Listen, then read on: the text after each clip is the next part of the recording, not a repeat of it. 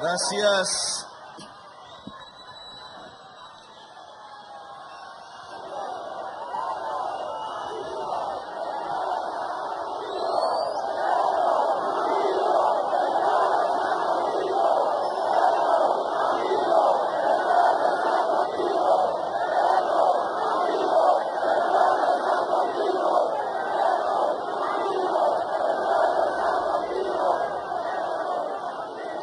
Le agradezco al pueblo trabajador su asistencia a este lugar que queremos consolidar como un punto de comunicación sincera entre el gobierno y el pueblo colombiano. Durante muchas marchas del 1 de mayo he estado allí con las pancartas, caminando, gritando a veces, una y otra vez. A veces me parecía que era un rito, un acto por cumplir, pero que había perdido en cierta forma la esencia misma de lo que significa el pueblo trabajador, sus luchas y lo que significa el que el pueblo trabajador esté al lado de las grandes transformaciones de Colombia. Este acto lo saqué de un ejemplo que nos dio el expresidente Alfonso López Pumarejo, al cual le decían compañero presidente, que siendo miembro de una de las élites más ricas del país, decidió una transformación social de las más profundas que se han intentado en Colombia, a nombre de su gobierno y del Partido Liberal de aquel entonces, que era un partido profundamente progresista y que quería desarrollar unas tareas democráticas que la República desde su fundación no había podido, no había querido desarrollar. La reforma agraria, una de ellas, la aparición del sindicalismo como una fuerza organizada de los trabajadores, otra de ellas, la posibilidad de un pacto democrático que modernizara el país allá en el año 36. Alfonso López Pumarejo salía a estos balcones, no exactamente aquí, a hablar con el pueblo en los 1 de mayo. Y a trazar esa alianza entre un gobierno y la clase obrera como base de un cambio y una transformación de la misma y de toda la sociedad colombiana. Ese es un ejemplo que quedó en la historia. Lo hundieron en medio de la violencia. Hasta el mismo Alfonso López Pumarejo le intentaron dar un golpe de Estado en su segundo gobierno, paralizaron sus reformas a partir de la muerte, las masacres empezaron a sucederse, el terror sobre el pueblo campesino fue creciendo hasta que asesinaron a una de las personas que quería desarrollar eso que se llamó la Revolución en Marcha, Jorge Eliezer Gaitán. Y desde ahí apareció esta violencia que no termina, que ha matado a más de 1 millón de colombianos y colombianas, que ha sembrado las tierras no de surcos para cultivar alimentos, sino de tumbas, de fosas, que ha desplazado al pueblo campesino para agrandar estas ciudades sin que haya trabajo, condenado a la miseria de no poder cultivar, de sus hijos de no tener oportunidades, muchas veces de sus hijas que tienen que ser llevadas a los mercados de la prostitución. Un desastre social ha ocurrido en Colombia que quieren ocultar, mostrándonos como si fuéramos una de las mejores sociedades del mundo. Por allí aparecen quienes dicen que tenemos uno de los mejores sistemas de salud del mundo. Por allí dicen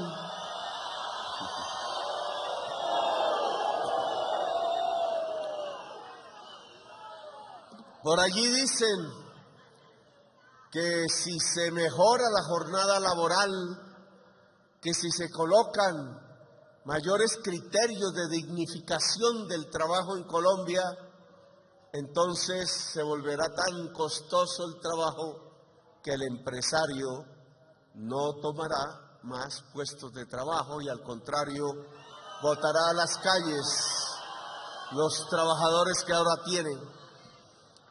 Mentiras. Un empresario no puede tener ganancias si no hay trabajadores. Así de simple. Por una razón fundamental, las ganancias solo salen del trabajo. Esa es una ley económica en el capitalismo, estudiada desde hace siglos, aunque se intenta ocultar, aparece una y otra vez. No hay forma de conseguir ganancias que no sea a través del trabajo directo de los productores y las productoras de Colombia o de cualquier otro lugar del país. Por tanto, el pedir unos criterios de mayor dignificación del trabajo no son un absurdo. Tiene que ver con construir una sociedad más igualitaria, más justa. Y una sociedad más justa es más pacífica, más democrática, es más productiva y por tanto arroja más ganancias, como nos lo muestran los países más adelantados de la tierra.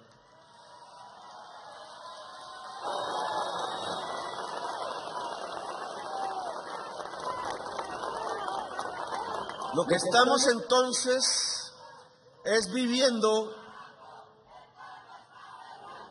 más o menos una misma situación, una situación similar a la que vivía Alfonso López Pumarejo y su revolución en marcha. Si miráramos atrás diríamos que si ese gobierno liberal hubiera podido hacer las reformas y hubiera continuado ese proceso con algún sucesor, se llamase Gabriel Turbay o se llamase Jorge Eliezer Gaitán, Colombia no tendría la violencia que tiene hoy. Colombia no tendría el raquitismo democrático que tiene hoy. Colombia no tendría los niveles de injusticia que tienen hoy. Decía en la posesión de los ministros hace unos minutos que un filósofo por allí, de apellido Hegel, decía que la libertad y la necesidad están ligadas entrañablemente.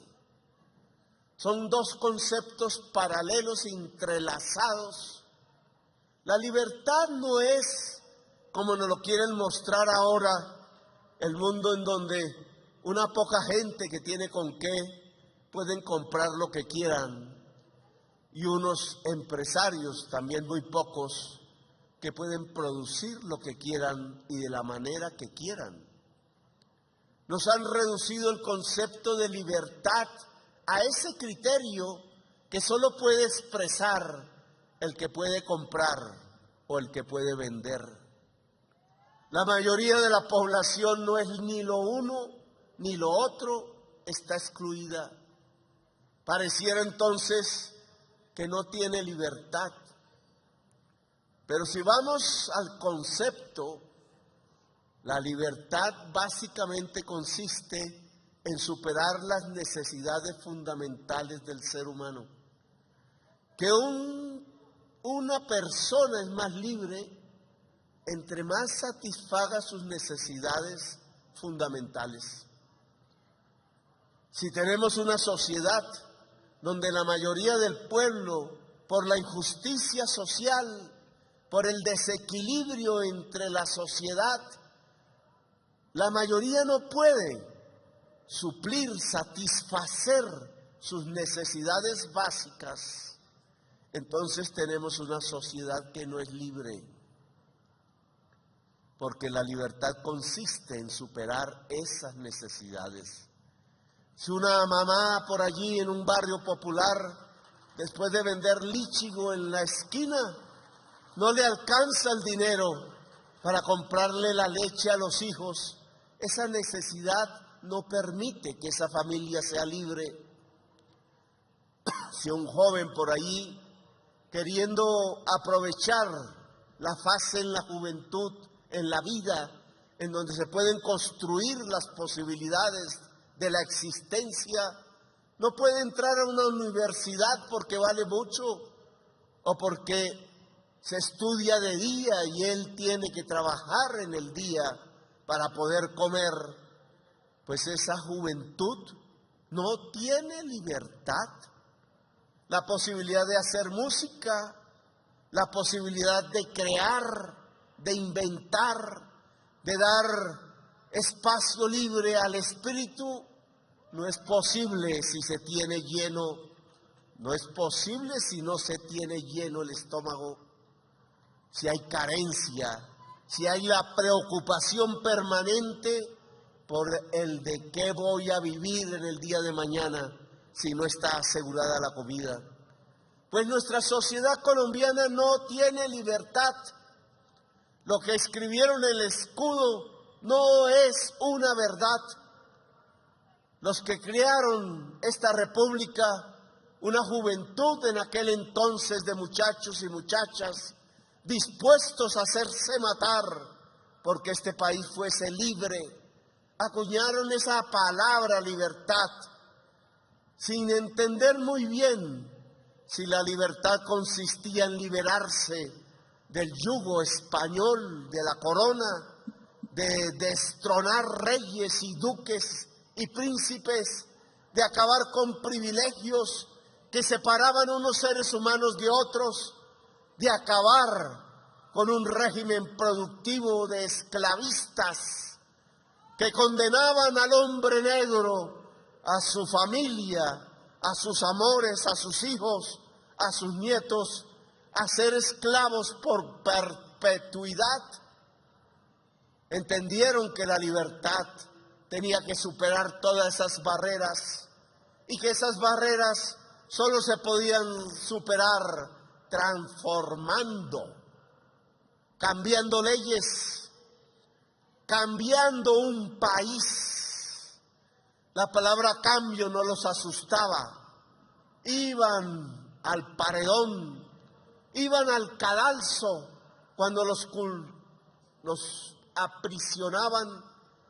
Se escapaban por allá a los llanos y a las montañas con alguna escopeta al hombro para poder sobrevivir, hasta que llegaron los grandes transformadores y fueron capaces de vencer.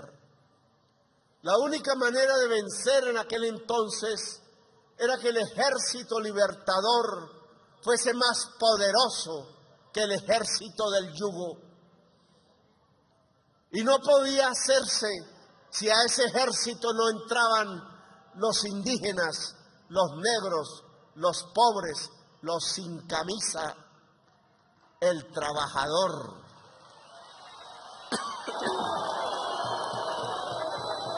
Fue el genio de Bolívar.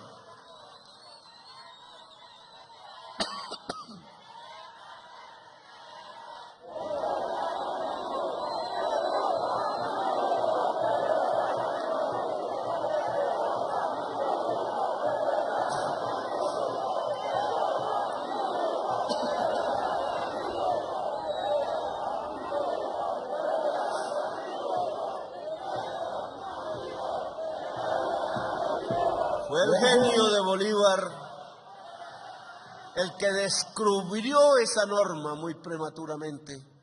Él también liberal, idealizador de las ideas de Bentham. No sabía de socialismos, no sabía más que de revoluciones como la que se había hecho en Francia, en donde se le quitaban las cabezas a los reyes. Pero entendió que su ejército no podría lograr ese objetivo si no entraba el hombre y la mujer trabajadora. Y allí se estableció una alianza que hoy no se quiere recordar, la alianza entre ejército y pueblo.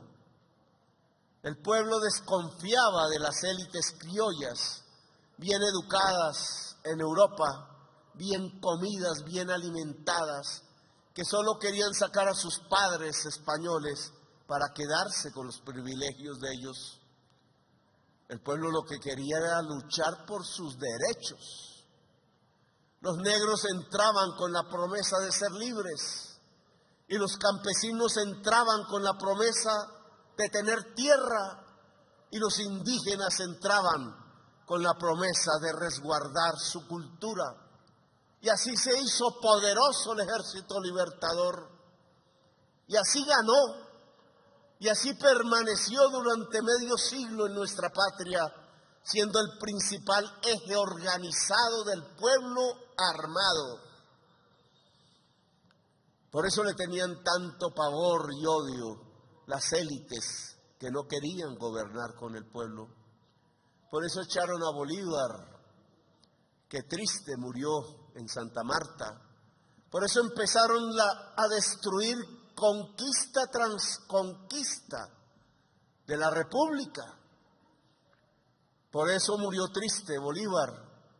Y solo un indígena, que a la postre era un teniente del Ejército Libertador, José María Melo, se atrevió a luchar por las ideas de Bolívar después de muerto.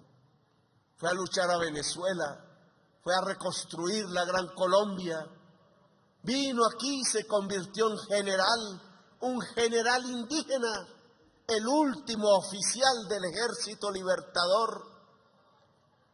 Y aquí en Bogotá, el pueblo obrero artesano de aquella época, temeroso de que trajeran importados los paños finos de Inglaterra, que los comerciantes poderosos querían traer para que no nos vistiéramos con los paños hechos en Colombia, se decidieron levantar en una insurrección.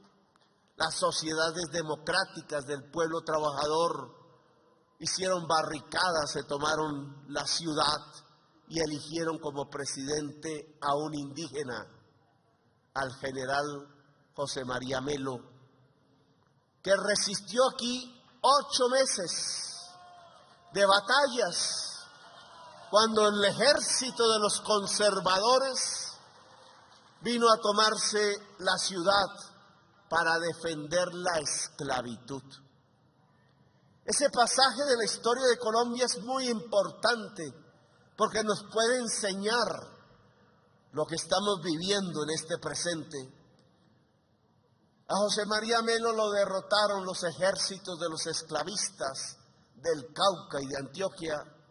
Entraron aquí, lo expulsaron, se fue al exilio, se fue a luchar en El Salvador, se fue a luchar en Nicaragua contra el pirata norteamericano que se quería apropiar de esas tierras, se fue a pelear a México, a Chiapas.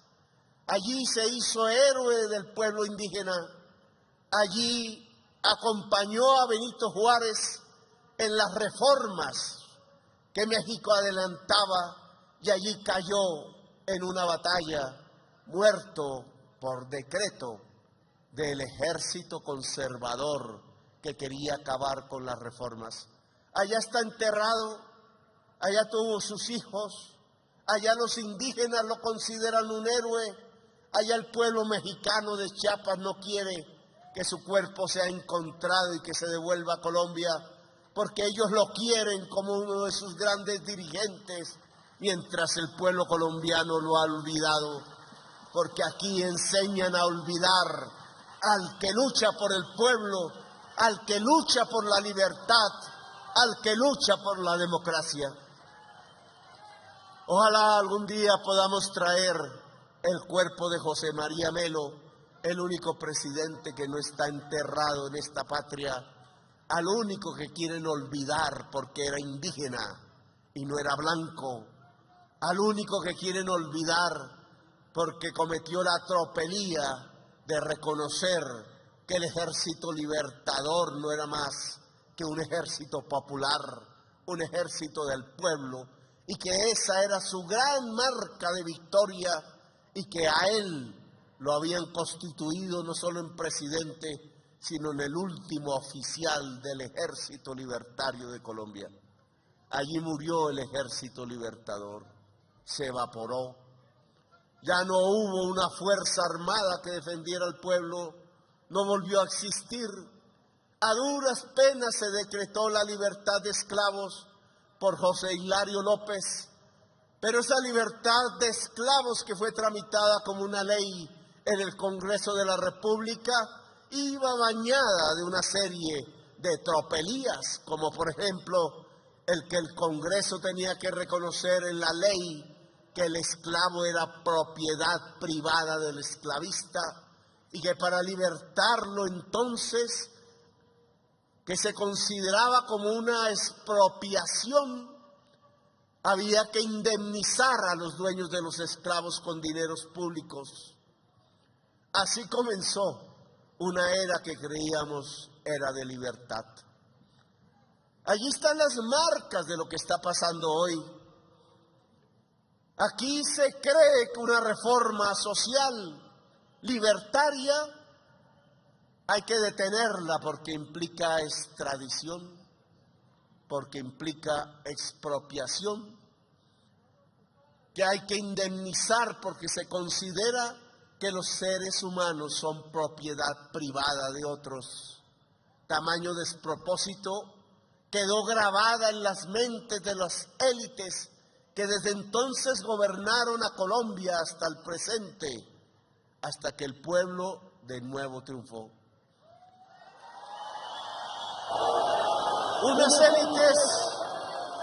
Unas élites que se han acostumbrado a la mentalidad del esclavista, que no ven en el otorgamiento de derechos universales, no ven la libertad. Al contrario, como si la mente se hubiese invertido, se hubiera puesto de cabeza, creen que entre más derechos se le entregue al pueblo, menos libertad hay. Ya no creen sino en una libertad recortada que no es más que la de aquellos que puedan comprar lo que quieran y aquellos que puedan vender lo que se les dé la gana. Y las mayorías fueron quedando aisladas, excluidas. Y pasaron las décadas y vino la violencia y a las mayorías las acobardaron, las silenciaron a punta de matar la gente, a punta de aterrorizarla, a punta de enterrarla en la fosa común o desplazarla de su tierra. Y el pueblo colombiano se fue quedando en silencio, fue perdiendo las olas de la historia, mientras América Latina empezaba a gritar de nuevo libertad después de las dictaduras, después de la sangre, después del desaparecido. Colombia seguía en silencio, siguiendo el autoritarismo, la dictadura, siguiendo a aquellos que masacraban al pueblo. Hasta que despertamos, pareciera un triunfo impuesto quizás por una moda. Un pueblo que supo estallar en manifestaciones, que supo poner la problemática social en la mesa de la discusión, que supo, a pesar de 80 asesinatos, de pérdidas de ojo, de miles de jóvenes detenidos, supo colocar en el centro de la discusión pública la reforma social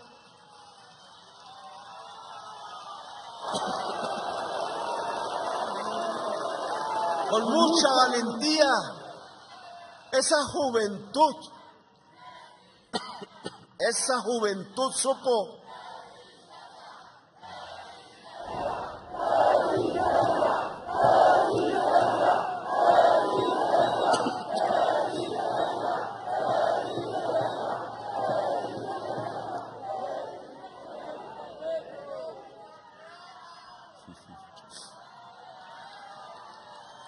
Esa juventud pobre no era la de las universidades, no tenían ni siquiera el privilegio de estudiar, pasaban todos los días deambulando por las calles, tratando de rebuscarse en combos, a veces perdidos, a veces sin ubicar lo que podría ser un destino, una misión.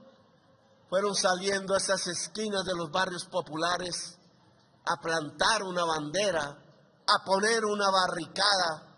Terroristas le dijeron, aún hay decenas presos, pero lo que estaban poniendo sobre la barricada no era el nombre del terror, que con él sí se les combatía, sino que lo que estaban poniendo encima de la barricada era la bandera de la dignidad, era la bandera de la democracia, era la bandera de la libertad.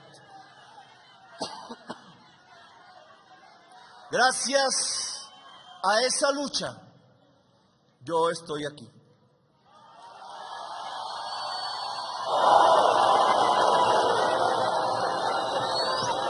Si no hubiera sido por ellos, aquí, frente a una plaza desierta,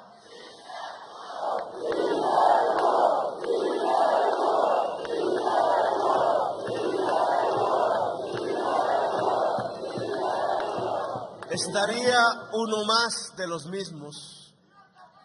Quizás hubiera tenido que estallar de nuevo el pueblo. Quizás las luchas hoy serían mucho más intensas y terribles.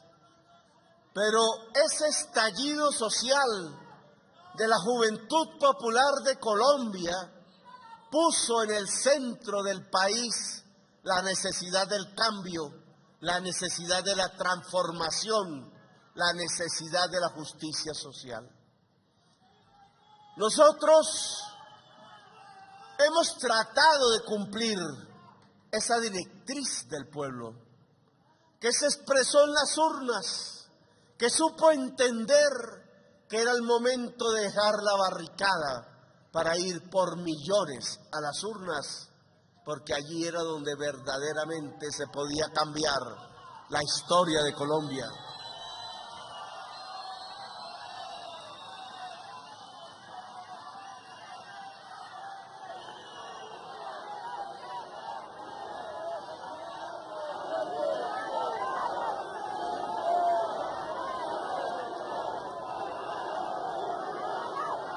Y nos dejaron subir a este balcón. Quizás pensaron, Petro en la presidencia tiene tantos obstáculos internos dentro del gobierno, externos frente al Congreso, las Cortes, los principios de la independencia de las ramas, pueden acorralar a Petro en su intención de hacer reformas.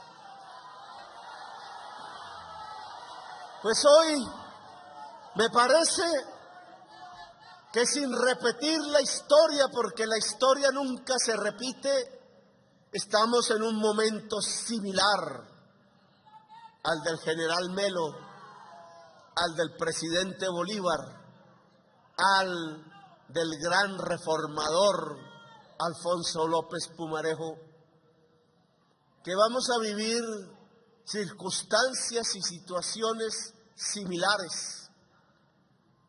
Creían que Petro acorralado bajaría la idea de la gran transformación, bajaría la idea del cambio social, que simplemente se acomodaría para vivir tranquilo un hecho definitivo de su vida, el hecho de ser el primer presidente de izquierda de Colombia.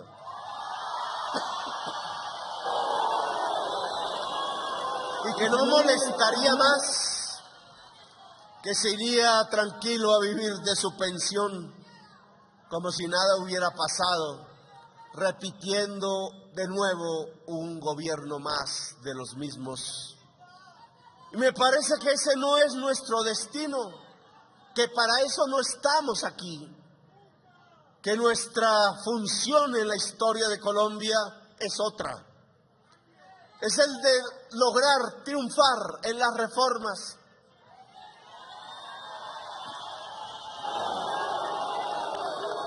Antes se decía, en muchos análisis sesudos de intelectuales, si era la reforma o era la revolución. A mí me parece que van de la mano. Las reformas pueden llevar a una revolución. El intento de coartar las reformas pueden llevar a una revolución. Lo que se necesita de cualquier manera es que el pueblo esté movilizado, como lo estuvo con Bolívar, como lo estuvo con Melo, como lo estuvo con López, Pumarejo y Gaitán.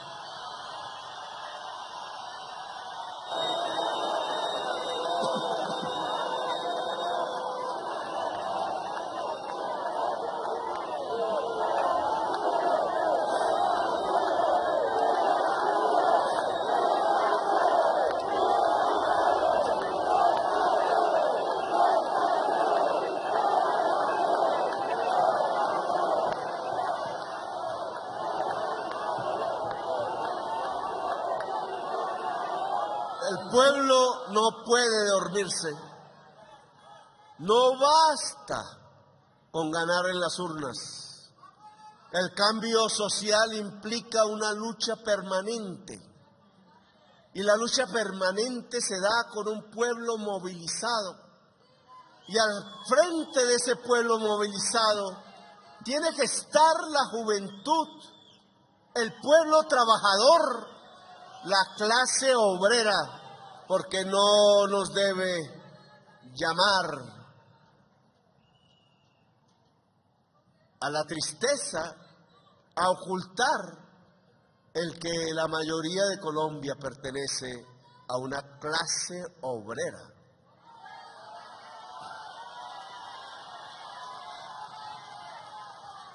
Yo me pregunto si ha llegado la hora que el pueblo trabajador tome decisiones, ya no simplemente proteste, como hacíamos antaño en todas las marchas del 1 de mayo, sino que se decida gobernar.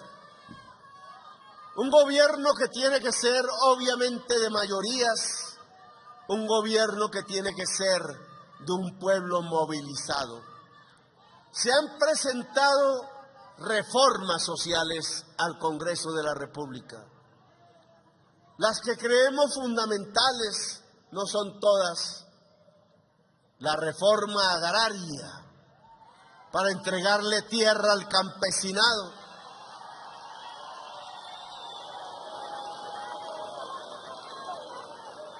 No hemos podido comprar sino 17.000 hectáreas de terreno. Y se necesita comprar al menos 3 millones de hectáreas. Para poderlo hacer, el gobierno tiene que ir por la tierra. No nos la ofrecen voluntariamente. No nos la ofrece un sector de privilegiados que desde los tiempos del feudalismo y del esclavismo concentra la posesión de la tierra fértil, sin dejar producir una mata de yuca sobre ella, que comete un crimen contra la humanidad, porque en tiempos de hambre, en tiempos de crisis climática, tener tierra fértil sin producir es un crimen contra la humanidad. Fue López Pumarejo el que dijo que la tierra tiene una función social, que es producir alimentos. Lo escribió en la Constitución de Colombia en 1936. Esa frase sigue escrita en nuestra Constitución. La tierra tiene una función social y una función ambiental. Y entonces no es posible simplemente tenerla sin cumplir con esa función. La función social de la tierra es producir los alimentos para el ser humano, para el pueblo de Colombia. La función ambiental de la tierra es preservar el equilibrio entre el ser humano y la naturaleza, sin el cual el ser humano desaparece definitivamente de la existencia en el planeta. Ese tiene que ser un objetivo que el Congreso de Colombia, a pesar de las presiones de los grupos más poderosos y privilegiados de Colombia, tiene que resistir para poder apoyar, votar, determinar las grandes leyes de la reforma social de este país. Pero no lo hará el Congreso solo si se queda aislado en sus fuerzas progresistas. Tiene que haber un pueblo campesino, trabajador, él como el que más, que sepa unirse, que sepa vencer los miedos, que sepa organizarse y salir a carretera, a la plaza pública, a decir: aquí existe un campesinado de 11 millones de personas que quiere su derecho que la Constitución les creó, el derecho a la propiedad de la tierra. Ese movimiento campesino que ocultaron a partir de la sangre y el terror debe reaparecer para que sea un actor fundamental de las transformaciones de Colombia. La tierra es para el que la trabaja. La tierra tiene una función social. La tierra tiene una función ambiental. La tierra no es para un grupo de herederos de los feudales y de los esclavistas que la tienen por tenerla como si fuera un símbolo del poder, que la defienden matando al humilde, contratando ejércitos privados y que no cumplen la función social de ponerla a trabajar para que se cultiven los alimentos que un pueblo hambriento hoy necesita a como dé lugar. Allí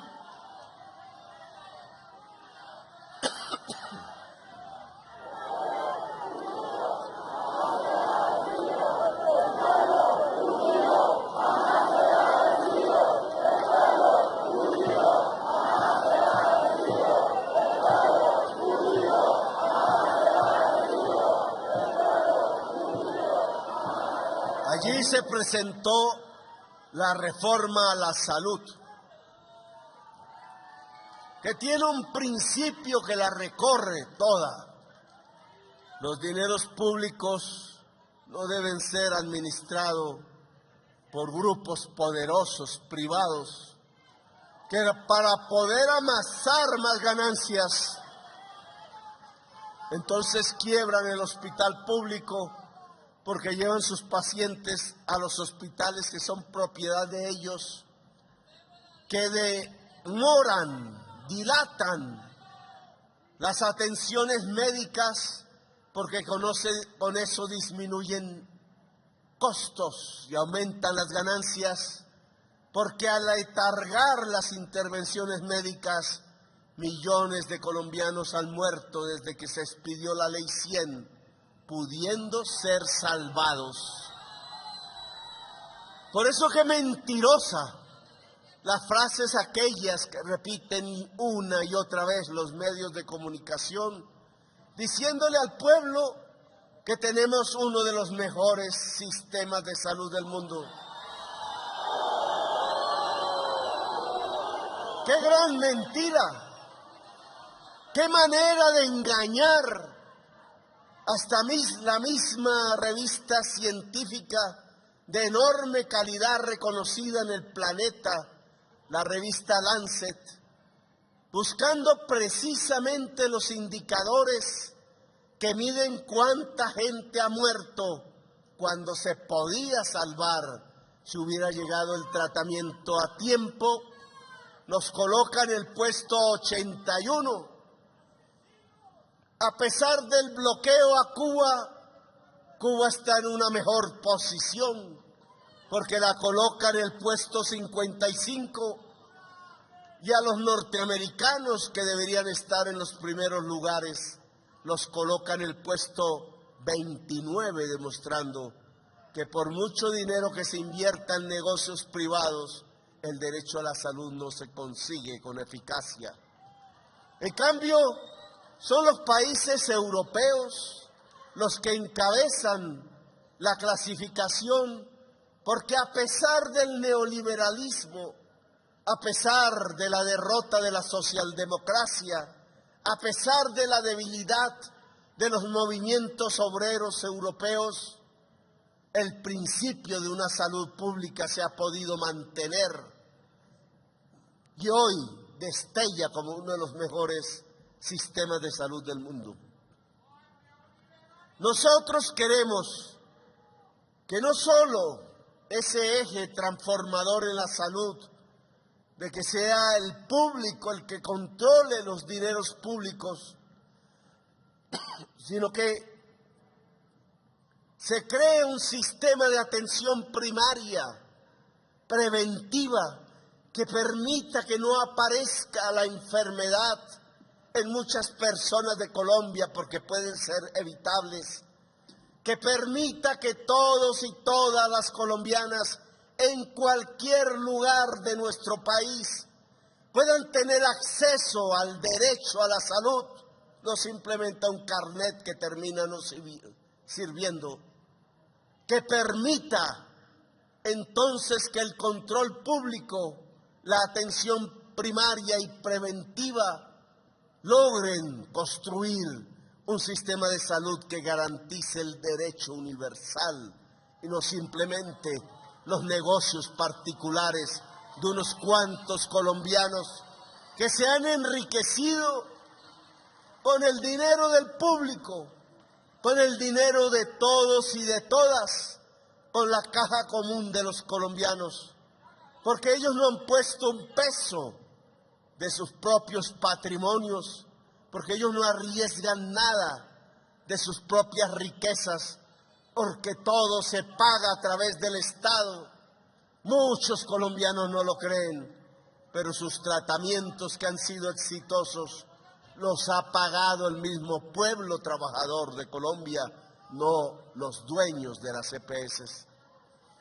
Esa reforma aún sobrevive, estuvo a punto de ser derrotada, nos salvó un voto. Los liberales de la comisión, excepto una antioqueña, la congresista Lopera, después de que se habían comprometido a luchar conjuntamente por las reformas sociales de Colombia, después que incluso nos habían ayudado a conseguir las poblaciones que llegaran a las urnas para la gran victoria popular, se echaron para atrás, solo porque los dueños de los bancos, los dueños del capital, presionaron a uno de sus mayores voceros, el expresidente Gaviria, para tratar de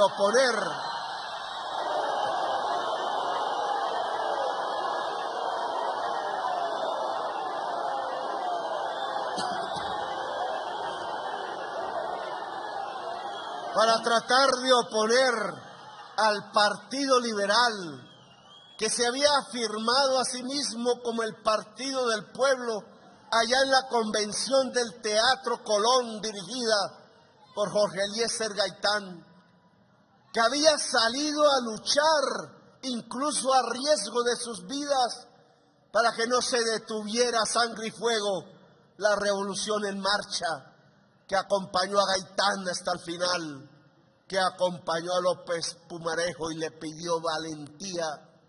Ese pueblo liberal fue traicionado de nuevo ahora, cuando decidieron que iban a votar en contra de la reforma social, de la posibilidad del cambio, de la posibilidad que los destinos rectores de la sociedad colombiana no sean aquellos que imponen las élites herederas del esclavismo, sino que empiecen a ser impuestas por los y las herederas de los esclavos. Nuestro cambio consiste quizás en eso que parece simple, en que quienes gobiernan no sean los herederos de los esclavistas que mantienen sus ideas, sino que quienes gobiernen sean las y los herederos de los esclavos y sean los que gobiernen para que el principio de la libertad, para que el principio de la emancipación puedan ser posibles en el siglo XXI en la sociedad colombiana. Ahora hay que acompañar también a quienes desde el Congreso de Colombia, de diversos partidos, tienen la valentía y no retroceden en votar a favor de la reforma social.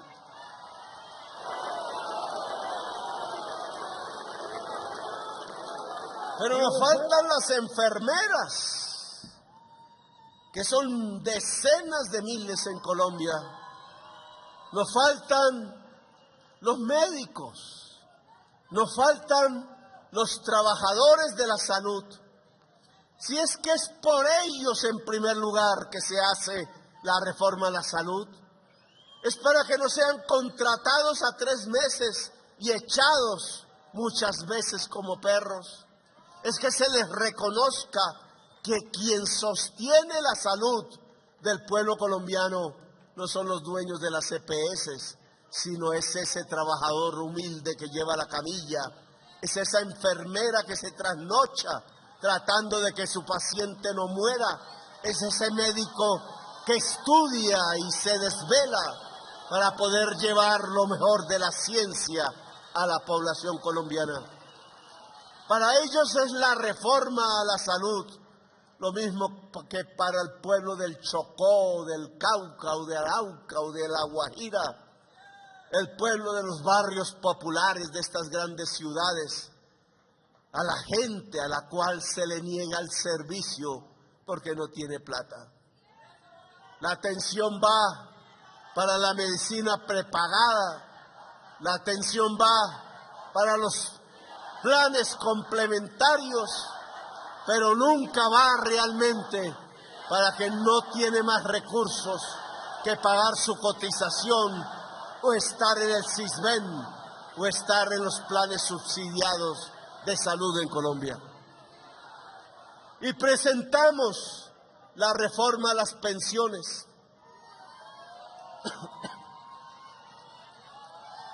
Cuando aprobaron la ley 100, que versa sobre la pensión, yo recién entraba al Congreso de la República como parlamentario del M19. Toda la bancada votó en contra de la ley 100.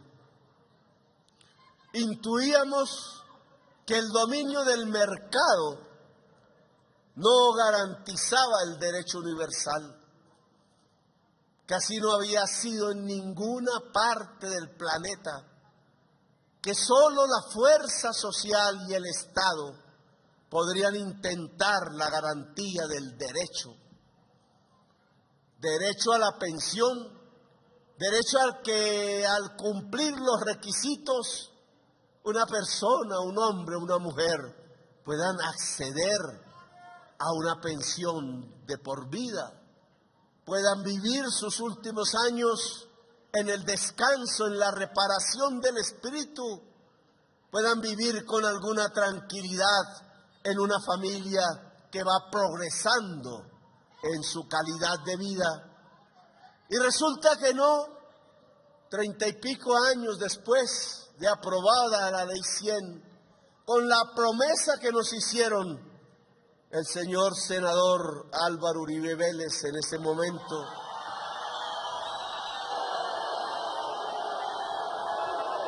y el presidente de la República de ese momento, César Gaviria, que decían que la economía iba a crecer más del 5% anual y que ese porcentaje de crecimiento llevaría a un aumento de los cotizantes en los fondos privados de pensión de tal magnitud que se garantizaba el derecho a la pensión en Colombia.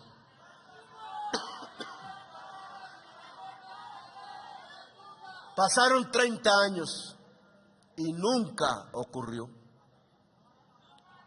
Muy pocas veces el país creció más del 5% y nunca hubo un derecho a la pensión. Al contrario, el 80% de las personas que cotizan en los fondos privados de pensiones jamás tendrán una pensión, porque no tienen las semanas suficientes, porque los despiden una y otra vez, porque solo los contratan a través de la prestación de servicios en contratos civiles sin derechos laborales, y porque su nivel de salario es tan pequeño que no logran ahorrar lo suficiente para garantizar en sus cuentas los números para que sea posible el pago de la pensión por parte del banquero. Los dineros se los devuelven en cómodas cuotas mensuales, pero no existe el derecho. Se demostró 30 y pico años después que la libertad del mercado, en donde están los derechos de la gente, no garantiza los derechos de la gente, solo garantiza negocios. Hoy puedo tener la seguridad, miren esta paradoja, que si no se aprueba la ley de reforma a la salud y si no se aprueba la ley de reforma a las pensiones, las EPS se acaban y los fondos privados de pensiones también. Y no porque el presidente quiera, sino porque lo que estamos diciendo alrededor de un modelo ideológico ha llegado a su final en todo el mundo y mantenerlo solo trae catástrofe y derrota. Si yo dejo que la ley siga, si el Congreso de la República no apoya las reformas, las EPS morirán como en un dominó, saliendo definitivamente del mercado, como un dominó que se cae ficha tras ficha. Eran 110, no quedan sino 6 vivas. Estamos sosteniendo a la mayoría de las actuales artificialmente, tratando de darle un tiempo de reflexión al Congreso de la República. Pero si no hay ley, esas EPS quebrarán y sus afiliados irán a las que sobrevivan, y ese número de afiliados, que son ya 7 millones, hará que se derrumben las que quedan. El mundo de las EPS no tiene ya sentido. Lo que estamos proponiendo es una reforma a la salud ordenada, un cambio de funciones, una priorización diferente. Si ese cambio ordenado no es posible por la codicia del corto plazo, entonces habrá un cambio desordenado y es la quiebra permanente y continua del sistema de EPS en Colombia. Y así sucederá con los fondos privados de pensiones. Los fondos privados de pensiones ya no dan ahorro. Sus gastos en el año son mayores que sus ingresos. Ya no hay capacidad de ahorro. Por tanto, el negocio dejó de existir. Las utilidades y comisiones de los fondos van hacia abajo. Millones de personas se han pasado de los fondos privados de pensiones a Colpensiones. Y ese traspaso de millones de personas en la última década, no en mi gobierno, va mostrando el punto final de ese régimen. El mercado tampoco pudo garantizar el derecho a la pensión en Colombia. no es sino que no se apruebe el proyecto de ley y verán cómo en el corto plazo los fondos de pensiones quiebran, pero en una circunstancia tan desordenada que van a poner en peligro las pocas posibilidades de pensión del pueblo trabajador de Colombia. Lo que hemos propuesto garantiza la pensión. Queremos que el pueblo trabajador, a veces tan joven que cree que nunca va a llegar el momento de hablar de la pensión, a veces por eso cree que es un asunto de los viejos y es un asunto de la juventud. El garantizar que los tiempos permitan una vejez digna, tranquila, que la mamá pueda sobrevivir después de la muerte del papá, de garantizar que el tiempo libre sea el factor fundamental de la riqueza de una sociedad. Aquí tenemos una discusión de fondo. ¿En qué consiste la riqueza? Hay quienes hasta este momento creen a pie juntillas que la riqueza no es más sino el acumulado de bienes poseídos por una persona.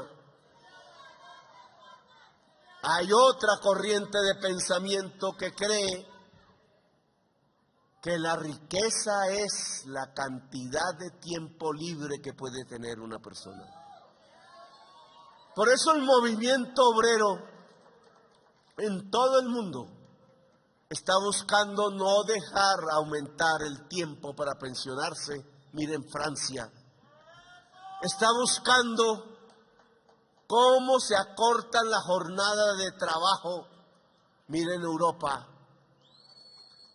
Ahora Chile acaba de decretar por ley, con la derecha siendo mayoría, una rebaja de la jornada laboral. ¿Qué significa? Que hay más tiempo libre.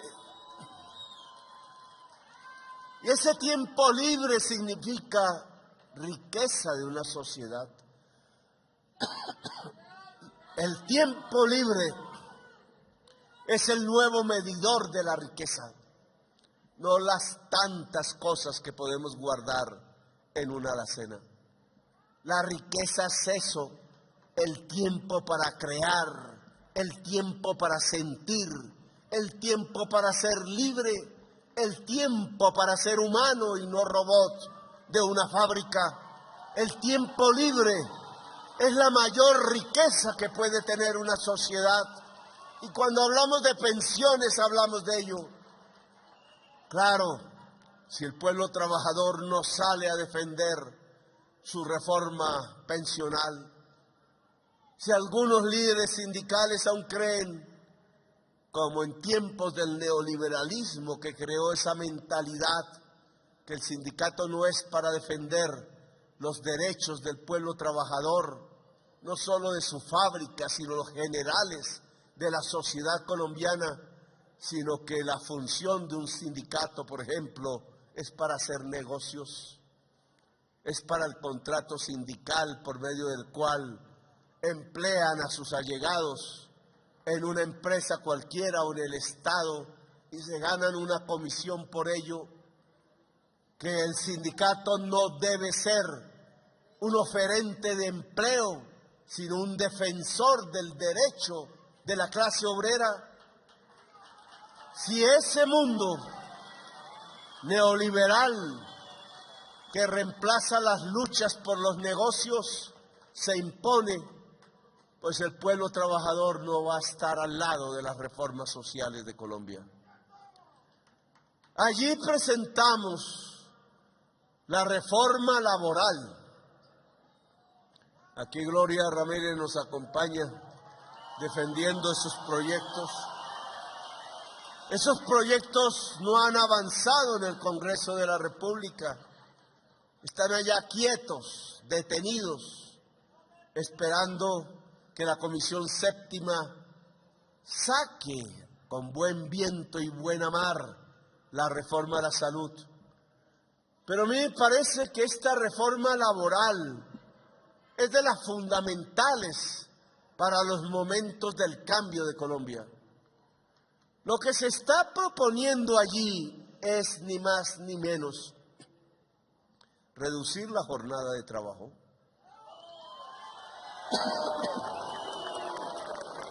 una lucha que dio origen a este día,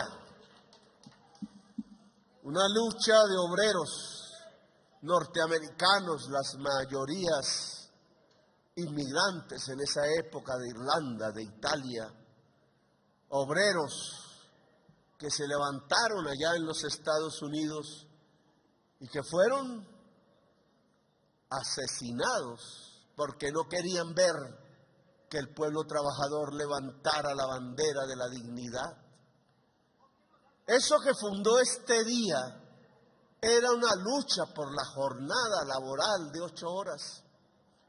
Había ocurrido luchas anteriores, por ejemplo, la de reducir la jornada a 10 horas en Inglaterra, que levantó la mayor insurrección obrera del país cuna del capitalismo, cuyos efectos aún se recuerdan y se hacen como luchas obreras del presente.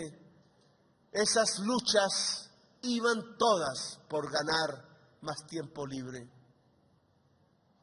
Desde ahí, desde hace más de un siglo, el movimiento obrero no ha dejado de luchar.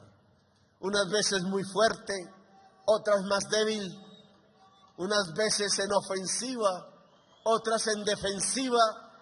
Pero esto que se ha planteado en la reforma laboral, que es reducir la jornada laboral, haciendo que la jornada extra pague más salario, por ese camino, por recuperar las bonificaciones de las horas extras, por recuperar la estabilidad laboral, por encarecer que un trabajador sea despedido sin justa causa, por lograr reemplazar los contratos basura, que llaman contratos de prestación de servicios, por contratos laborales, de lograr que el sindicalismo vuelva a coger la fuerza en función del derecho del pueblo trabajador. Esa reforma está presentada en el Congreso, tiene sus ponentes, necesita de la movilización del pueblo trabajador de Colombia. En la historia no ha existido una sola reforma a favor del pueblo trabajador que no sea el fruto de la lucha misma del pueblo trabajador en las calles. En este momento no podemos retroceder, dejar perder el impulso de los millones de colombianos y colombianas que fueron a las urnas a cambiar a Colombia y que hoy, por falta de movilización, quizás por falta de conciencia, dejemos solas las grandes reformas del cambio para que sean tramitadas por quienes siempre se han opuesto a ellas. Sería una pérdida de tiempo histórico terrible, desastroso. Yo espero de este pueblo trabajador lucha. Este gobierno lucha hasta donde el pueblo permita. No iremos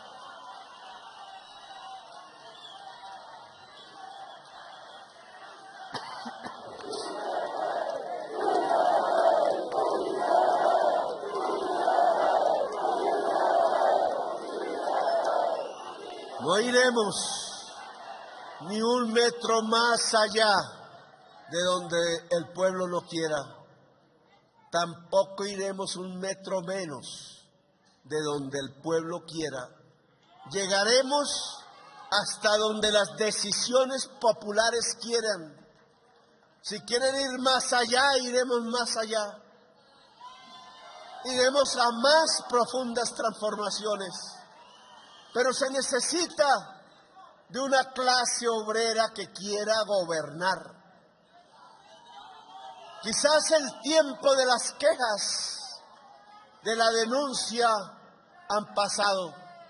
Ahora lo que se necesita es muchísima unidad, muchísima conciencia, esa labor misionera del organizador de trabajadores que sale a la fábrica donde no hay sindicato, que sale a las aglomeraciones del pueblo trabajador, allí cuando sale a almorzar, cuando sale del trabajo y reparte un volante y enseña a través de un megáfono en qué consiste la reforma laboral, que convoca, que invita a organizarse y a salir.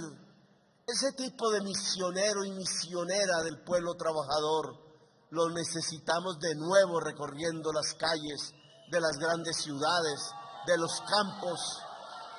Hoy necesitamos el poder popular, y el poder popular solo lo expresa un pueblo movilizado.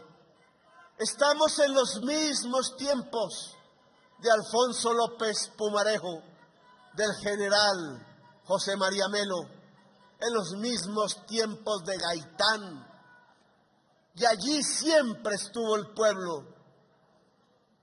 Hoy en estos mismos tiempos de reforma, de revolución en marcha, necesitamos al pueblo colombiano. No nos dejen solos en estos palacios enormes y fríos. No nos dejen solos ante la jauría de los privilegiados. Este es el momento de los cambios y no hay que retroceder. La paz de Colombia demanda de nuestra presencia. La justicia social de Colombia demanda de nuestra presencia.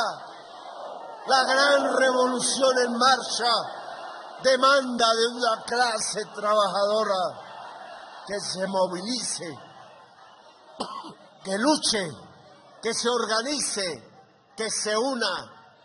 Este gobierno quiere una alianza con el pueblo trabajador, una alianza a fondo, una alianza increbrantable, una alianza entre trabajadores del campo y de la ciudad y un gobierno popular que quiere defender los intereses de lo popular, que no quiere arrodillarse, que no va a venderse, que no está tranquilo hasta que procesos profundos de cambio social aparezcan en nuestra sociedad.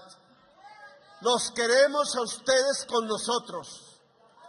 Queremos esa fuerza organizada y misionera que logre atraer a la totalidad de los millones de trabajadores y trabajadoras a la lucha por las reformas sociales.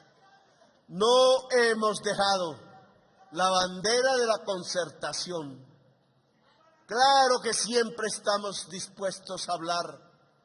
Claro que en cuestiones justas podemos ceder si estamos equivocados o podemos encontrar las nuevas fórmulas que quizás nuestra mente y nuestro espíritu aún no encuentran. No estamos alejados del diálogo, porque el diálogo es lo único que distingue al ser humano del animal. Dialogar es de humanos y este gobierno es de una Colombia humana. Somos humanos en ejercicio del poder,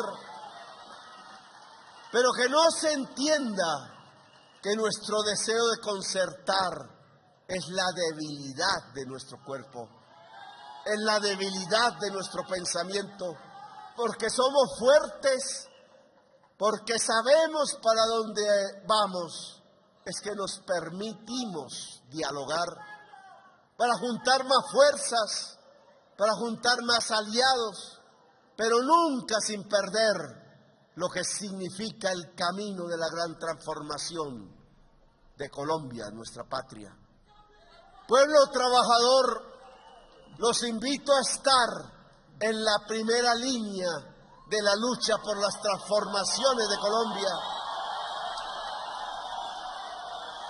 Los invito a estar en la vanguardia del progresismo de este país. Los invito a estar en la vanguardia de la historia de Colombia. Bienvenidos sean, ni un paso atrás, siempre adelante. Gracias, muy amables por haberme escuchado.